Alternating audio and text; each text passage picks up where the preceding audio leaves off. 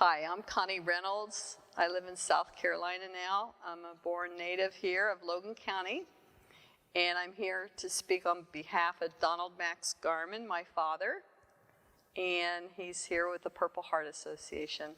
I'd like to talk to you about some of the pictures I brought from my father today. And the first picture I'd like to show you is a picture of my father, and this was his best friend, Neil Robinson. And Neil and him were both Army buddies. So again, two of the best friends here. And they were both from Logan County.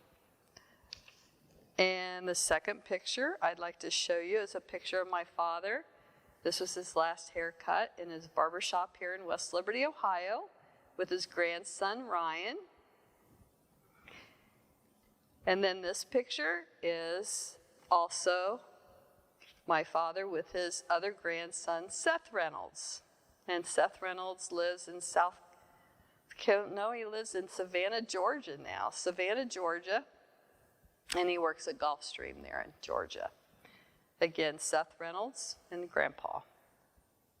Thank you.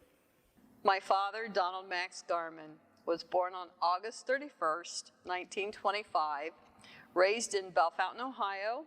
He graduated from Bellefontaine High School in May of 1943 at the height of World War II.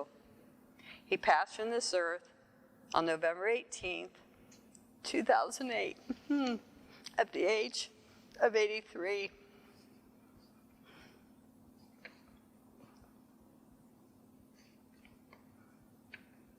It is said that a person never really dies until the last person who remembers their story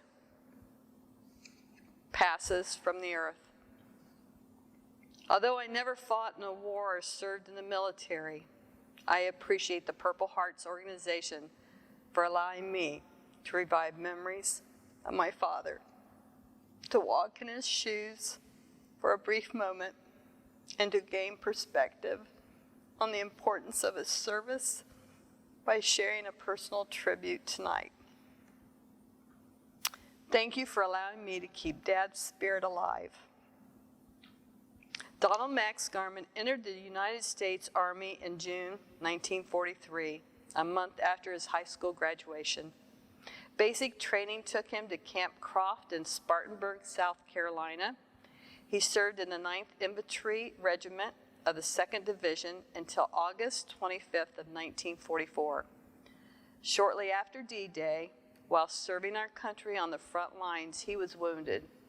His efforts in the line of fire were awarded with the Purple Heart, the Bronze Star, and the Combat Infantry Badge.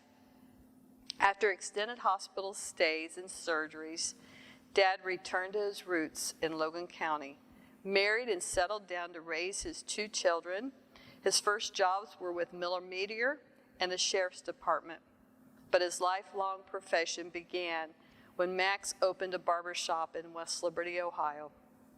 His years as a barber allowed him to serve people in another fashion, as a listener, a counselor, a trustworthy friend. He cherished the friendships cultivated during those 25 years.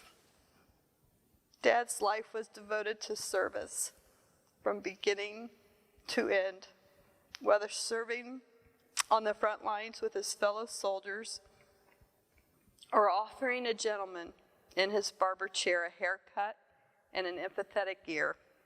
No doubt, when my father looked into the mirror of his barber shop on Detroit Street, he thanked God he made the choice to fight against an enemy that would have destroyed freedom as we know it today. Despite the injuries sustained during the war, Max remained a proud, patriotic, and positive member of his community. He was active in the American Legion, the Purple Hearts of Kenton, and other organizations. He also served as commissioner for the Veterans Administration. Dad always enjoyed visiting with family and friends, especially service buddies in the area.